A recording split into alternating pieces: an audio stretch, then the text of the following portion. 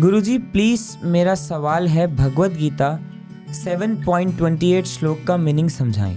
भगवत गीता का मैं उसका अनुवाद पढ़ता हूँ। जिन मनुष्यों ने पूर्व जन्म में तथा इस जन्म में पुण्य कर्म किए हैं और जिनके पाप कर्मों का पूर्णतया अच्छेदन अर्थात नाश हो चुका होता है, वह मोह के द्वंद्वों से मुक्त हो जाते हैं और वे संकल्प पूर्वक मेरी सेवा में तत्पर होते हैं। तो यहाँ भगवान बता रहे हैं कि कौन जो है जीव हैं जो दिव्य पद प्राप्त कर सकें अर्थात वैकुंठ पहुंच सके वापस, कि उनके गुण क्या होते हैं। तो यहाँ उसकी चर्चा हो रही है। तो पहली चीज में उन्होंने क्या कहा भगवान ने कि द्वंद्वों से बचते हैं। तो द्वंद्व क्या है? द्वंद्व है आपकी इच्छा, घृणा, ये द्वंद्व है। ये क्या है?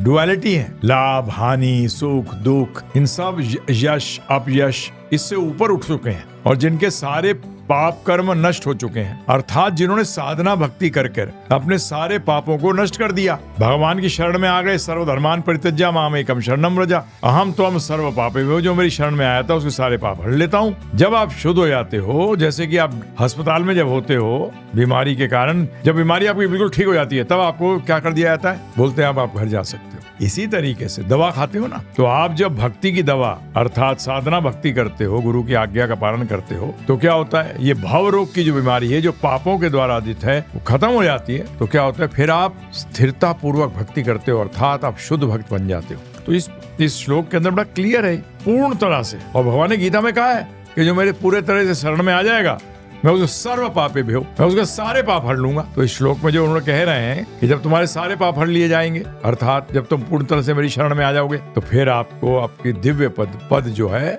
वो आपको प्राप्त होगा, वैकुंठ जाओगे, घर वापस जाओगे। तो बड़ा सिंपल है। तो इसमें आप प्रभुपाद जी का तात्पर्य अवश्य पढ़िएगा, जो उनके भगवद गीता यथारूप में है उसको अवश्य पढ़िए और बाकी चीजें सब क्लियर हो जाएंगी। पूछने के लिए धन्यवाद। हरे कृष्णा।